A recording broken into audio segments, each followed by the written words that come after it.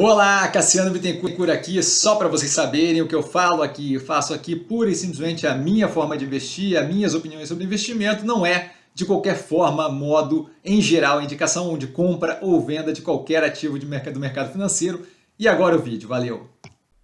Olá, Cassiano Bittencourt, pelo Visão de Estrategista, quase que eu não lembro, do Investir com Sim, tá? Hoje para começar as análises, comentando a companhia brasileira de alumínio, a CBAV, tá? Uma companhia integrada de alumínio no Brasil, fundada em 1941, com controle do Grupo Votorantim, como nós vemos pela estrutura acionária na tela, apenas para informação. Começou a chover mais forte aqui, então está com barulhinho de chuva bem positivo para análise, não sei se vocês conseguem ouvir. Na sequência, a evolução do preço desde a última análise, com queda considerável no período, basicamente ali uma gangorra, tá, entre os períodos analisados. A gente teve o período passado com recuperação, aí o período anterior com forte queda, agora novamente queda, tá, sem muito vínculo com a dinâmica operacional apresentada, não sei muito bem o que leva o mercado a tomar as decisões aqui, uma vez que descasa ali da entrega operacional que teve forte evolução. Tá? A explicação mais estrutural da operação nos vídeos anteriores, que estão aqui embaixo na descrição desse vídeo, especialmente o vídeo do IPO. Tá? A gente continua com uma dinâmica volátil, dominada por custo do produto vendido versus receita líquida, que nesse momento é bem definida pelo preço. Tá? No momento aí com forte influência justamente da parte da receita líquida, pela oscilação mais forte dos preços globais, tá? Causado principalmente pela conduta errática tarifária do Trump. Tá? Na tela a gente tem o preço da London Metal Exchange, tá? Basicamente ele é a bolsa de trading de metais, de contratos de metais, tá? Em contraste com o preço intra-Estados Unidos, tá? Dentro dos Estados Unidos na direita, tá? Já mostrando ali efeitos das tarifas, tá? Sem qualquer previsibilidade de continuidade ou não, dada justamente a natureza errática comentada da conduta do presidente dos Estados Unidos neste momento. Tá? A gente tem um aumento na imprevisibilidade da operação, tá? O que não me deixa confortável com o ativo como investimento, como foi comentado nos outros trimestres. Tá? Um due diligence mostra uma operação com forte volatilidade no resultado operacional, como vimos nas últimas análises, justamente pela dinâmica tênue e baseada fortemente em receita líquida versus custo do produto vendido, nesse momento auxiliado positivamente, tá? Como a gente vai ver aqui. A receita líquida tem um crescimento de 38% ano contra ano, tá? Auxiliada pela forte evolução no preço, tá? Uma subida ali no preço de 41% aproximadamente ano contra ano, tá? Volatilidade positiva para a operação no momento, com o custo do produto vendido com um crescimento de 18%, ano contra ano, como a gente pode ver na tela. Tá? Quando a gente considera apenas o alumínio, a gente tem um custo do produto vendido ali com um crescimento de 17%, só para informação, bem abaixo dos 38% de crescimento da receita líquida, tá? Que obviamente acaba elevando a margem EBITDA de forma considerável, agora em 18% versus os 9% do mesmo período do ano passado. E isso daí é um efeito direto, e talvez não cabesse ali, obviamente, mas é um efeito direto porque aqui a gente tem a construção do resultado com uma representatividade muito pequena comparativamente com o custo do produto vendidos da despesa operacional, certo? Que acabam representando ali 6% do custo do produto vendido, tá? Que tem efetivamente um caráter dominante aqui.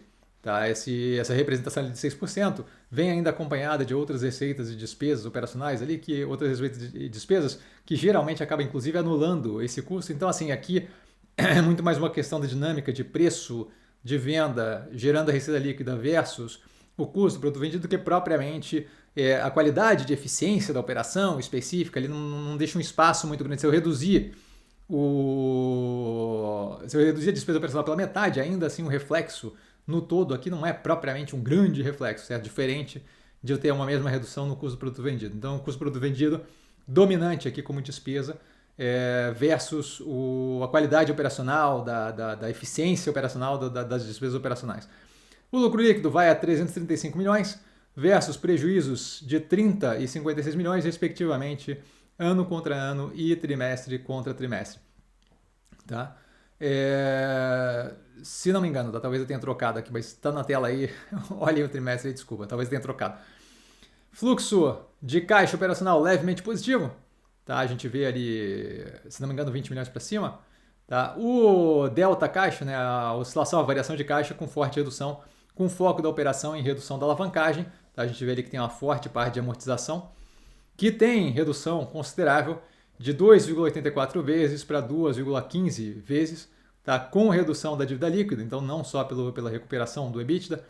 A alavancagem é essa que estava em 7,89 vezes no ano contra ano, no mesmo período do ano passado, só para informação, e que, como comentado na análise passada, e aqui vale a pena citar, tá? Justamente pela questão ali do olho de Tandera, certo? De conseguir ver as coisas e projetar as coisas que fazem sentido projetar no longo prazo.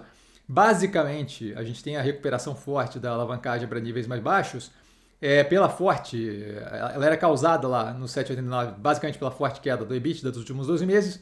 Tá? Apesar da gente ter tido um aumento da dívida líquida no período, a operação falava em uma política de alavancagem de 2 vezes dívida líquida sobre EBITDA, que parecia absurdo naquele período, mas que, como dito na análise, certo, do trimestre passado, pensando em uma entrega de EBITDA alinhada com 2022, que é bem próxima de 2021, então não parece ser um outlier, não parece ser uma entrega absurdamente muito fora da casinha, a gente teria, naquele período, uma alavancagem de 1,79 vezes com o nível de endividamento que se tinha no mesmo período do ano passado. Então eu não estava dizendo que era tranquilo, mas que não era apocalíptico ter alavancagem em 7,89 vezes, o que se mostra realista e viável, uma vez que a gente confirma nesse trimestre uma alavancagem de 2,15 vezes dívida líquida sobre EBITDA. Então, é aquilo dali, da capacidade de olhar para a dinâmica da operação como um todo, não pura e simplesmente um número, tá? E conseguir construir justamente um caminho.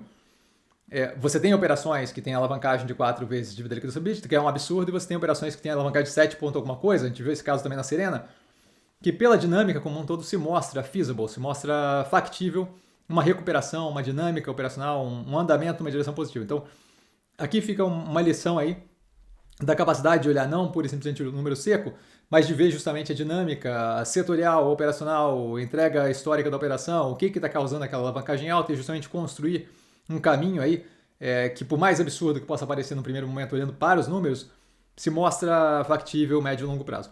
Tá? O cronograma de amortização bem estruturado, sem pressão alguma no curto prazo, o que é bem positivo para a operação. É importante citar que a operação vende basicamente no mercado doméstico, que acaba reduzindo os danos pela redução de importação dos Estados Unidos. Ela teve alguma redução na importação que ela faz para os Estados Unidos, mas é menos representativo como a gente vê aí na tela. De qualquer forma, ela conseguiu arbitrar mercados e repassar aquilo ali para outros mercados externos, tá? Passando ali, então, a operação como um todo apenas por um efeito secundário de mercado, se ajustando pós-tarifa pós-tarifa ao alumínio americano, né? Que não quer dizer tranquilo, mas é um problema menos, certo? Eu não tenho o efeito da redução agressiva da compra americana dos meus produtos, eu tenho pura e simplesmente um efeito secundário de como é que se ajusta o mercado após o fechamento do mercado americano, supondo que isso tenha continuidade. A abertura do CAPEX, do Capital Expenditures, investimentos, na tela para dar um pouco mais de cor, apenas para informação, para o pause. E a mensagem final da gestão para dar uma ideia de como os mesmos estão vendo o cenário, desafios e por aí vai. Tá? Eu tenho alguma parte sublinhada ali, o cap da China, por exemplo, que deve ser mantido, é algo interessante, que pelo menos indica não um aumento de demanda, de oferta. Tá? Então, coisas aí para ler, acho que é relevante dar uma olhada. Finalizando a operação em posição dominante no setor, tá? Aqui no Brasil, bastante dependência do mercado global, como comentado e demonstrado várias vezes, com resultado operacional com volatilidade forte por dinâmica de receita líquida, basicamente ali causada pelo preço, pela oscilação de preço, tá? E custo do produto vendido. Não me vejo confortável com o comportamento errático do operacional financeiro, tá? Que é amplificado pelo comportamento errático tarifário americano nesse momento. Nenhum interesse no ativo pela imprevisibilidade do efeito de fatores exógenos sobre a operação. Então, pura e simplesmente uma questão de incapacidade aqui de previsão de como é que vai ser entregue o resultado, e a gente vê isso daí sendo ainda, tendo um efeito ainda pior, porque o preço nem condiz com o resultado entregue, certo? Então a precificação aqui completamente feita na base do quiromancia, alguma coisa do gênero, certo? Carta, alguma coisa do gênero, tá? E dúvida eu tô sempre no Instagram, @investircomsim, só ir lá falar comigo. Não trago a pessoa amada, mas estou sempre lá tirando dúvida, e vale lembrar que quem aprende a pensar bolsa opera como um mero detalhe. Um grande beijo a todo mundo e nos vemos aí nas próximas análises do dia de hoje. Valeu, galera, beijão!